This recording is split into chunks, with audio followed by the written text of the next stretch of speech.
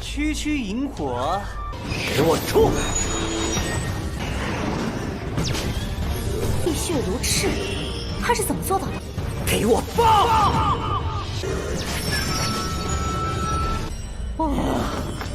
得救了。 Halo guys, bagaimana kabar kalian hari ini? Semoga masih tetap semangat dan selalu ceria ya. Di video kali ini, Mimin akan lanjut membahas Donghua berjudul Wu Ying San Qian Dao episode ke-24. Seperti biasa, sebelum masuk ke rekap ceritanya, buat kalian yang menonton video ini dan belum subscribe, tolong di subscribe dulu ya guys. Dan jangan lupa nyalain lonceng biar nggak ketinggalan update terbaru dari channel From Zero. Playlist untuk Donghua ini juga udah tersedia buat kalian yang baru aja bergabung dan belum nonton episode sebelumnya ya. Ya udah, gak usah berlama-lama, langsung saja kita ke rekap ceritanya guys.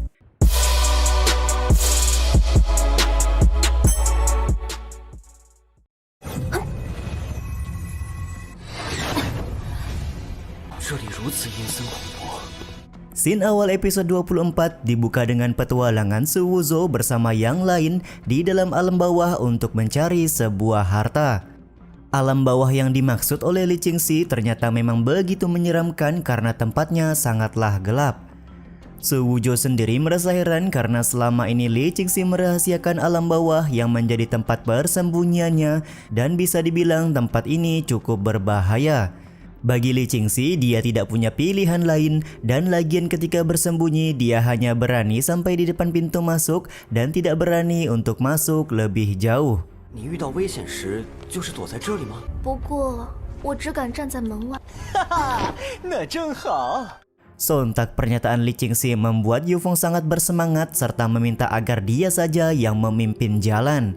Diketahui kalau Yufeng ini cukup senang dengan hal-hal yang menyeramkan, di mana menurutnya mungkin saja tempat ini bisa bertemu dengan seorang hantu yang cantik. Memang di luar nurul banget nih Yufeng. Kelakuan Yufeng tersebut membuat Yao Yao langsung memberi peringatan untuk tetap waspada karena tidak ada yang tahu bahaya seperti apa yang akan menghampiri mereka semua di tempat ini. Namun ya Yufeng lagi-lagi seperti tidak ada beban dan tanpa ada rasa takut sedikit pun langsung berjalan masuk duluan. Yao Yao sendiri kelihatan sudah sangat pasrah dengan semua perilaku yang ditunjukkan oleh Yufeng. 雨峰，探查幽冥之地，你可别搞砸了。知道了。这家伙没救了。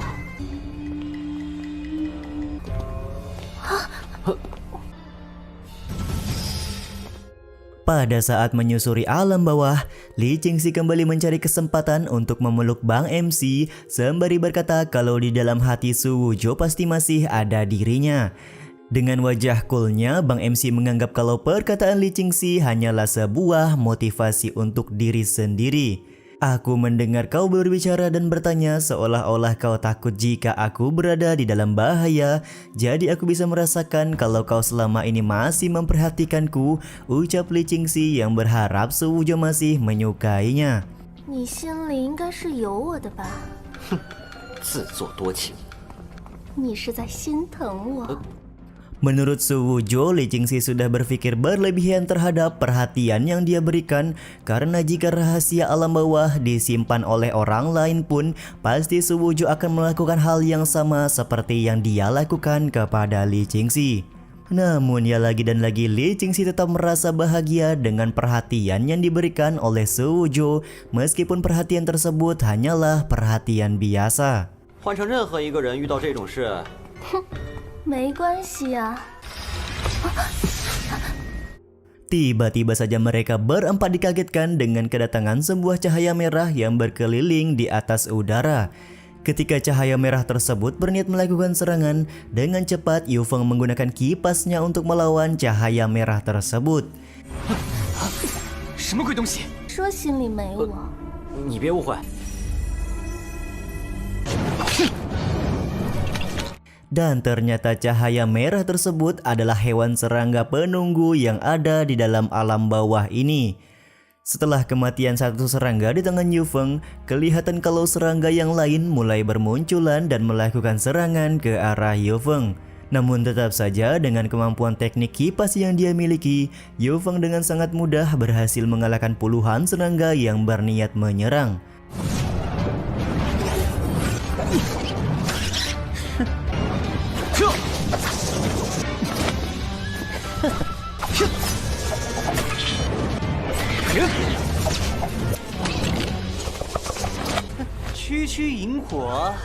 Sontak gerakan-gerakan keren yang dilakukan oleh Yufeng membuatnya mendapat pujian dari Su Wuzhou yang belum pernah sama sekali melihat teknik berkelahi Yufeng selama mereka saling mengenal. Tentu saja aku sangat keren, yang kau lihat sekarang hanyalah sebuah permulaan saja, ucap Yufeng sembari melanjutkan perjalanan. Ketika Yufeng masih ngebacot tentang kemampuan luar biasanya, tiba-tiba saja Su Wuzhou meminta Yao Yao dan Li Qingxi untuk berhenti karena ada sesuatu yang berada di belakang Yufeng. Dengan tingkah PA-nya si Yufeng ini masih belum sadar kalau ada sesuatu yang aneh dan terus saja masih ngebacot. Namun ketika Li Qingxi memperingati kalau ada sesuatu di belakangnya, dia pun kemudian sangat kaget dan langsung lari ketakutan memeluk Yao Yao.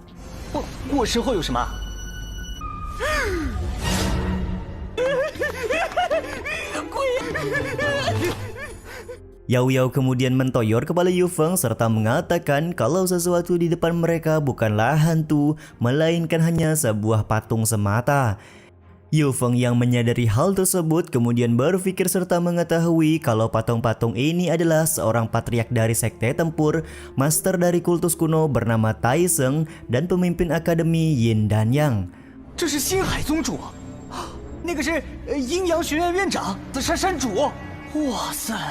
Perkataan-perkataan Yufeng membuat Su Wuzhou kaget karena Yufeng cukup mengenal patung-patung yang berada di hadapan mereka, serta Bang MC juga menanyakan siapakah patung-patung ini sebenarnya.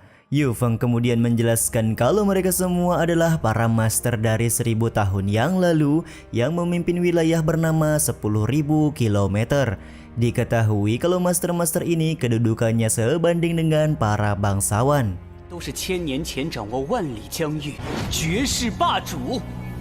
Yao Yao pun kemudian menyambung pembicaraan dengan mengatakan kalau orang-orang ini menghilang secara misterius 1000 tahun yang lalu dan tidak menyangka bahwa ternyata mereka semua mati di dalam alam bawah ini.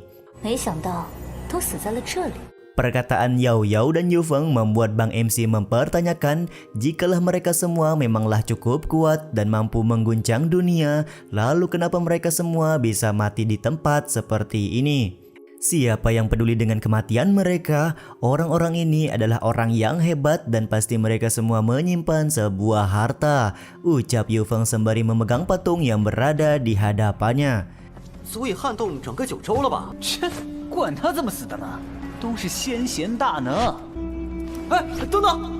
Kelakuan Yufeng ini lagi dan lagi membuat Su Wuzhou dan Yao Yao merasa kesal karena patung-patung di tempat ini menurut mereka pasti masih menyimpan esensi sejati yang bisa saja akan melukai mereka semua. Dan memang benar terlihat bahwa patung yang dipegang oleh Yufeng kembali hidup dalam bentuk esensi sejati serta langsung menyerang Yufeng.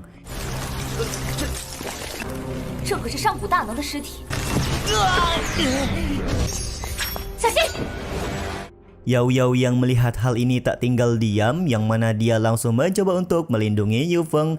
Namun sayangnya esensi sejati tersebut tidak bisa padam dan malah membangunkan patung-patung yang lain.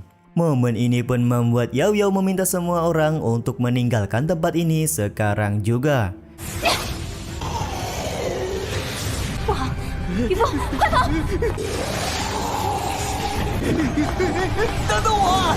Yufeng lagi dan lagi harus membuat orang lain repot, di mana dia malah berhasil dikepung oleh esensi sejati para master.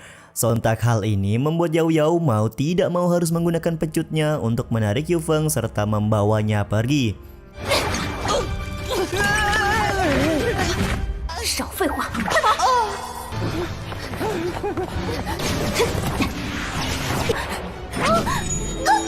Ketika mereka semua sedang melarikan diri, Li Qingxi terkena serangan esensi sejati yang membuatnya harus tertinggal dari yang lain. Cukup beruntung Sujo yang melihat kejadian ini langsung menggunakan keterampilan bertarung tebasan pembelah langit untuk menghancurkan esensi sejati tersebut.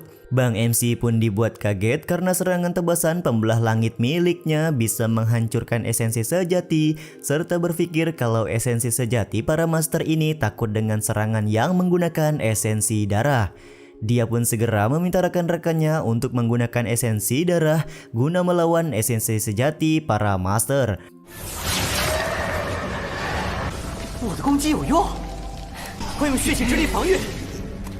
Namun terjadi sebuah kendala di mana menurut Yu Feng kalau mereka sudah melewati ranah esensi darah dan berada pada ranah inet, jadi tidak bisa menggunakan esensi darah lagi. Momen ini membuat Sujo kaget dan meminta Li Qingxi untuk menteleportasi mereka semua untuk pulang. Akan tetapi Li Qingxi berkata bahwa dia tidak bisa membuat formasi teleportasi dikarenakan tempat membuat teleportasi haruslah tenang dan tidak ada gangguan sedikit pun. 什么？ 只要有稳定的环境才能启动大。不会吧？ Karena situasi sudah mendesak, akhirnya Bang MC mengeluarkan mangkuk reinkarnasi yang mempunyai banyak esensi darah untuk membuat sebuah pelindung. Pelindung ini juga digunakan oleh Sujo untuk melakukan serangan balik guna memusnahkan semua esensi sejati para master yang berada di alam bawah. 给我出！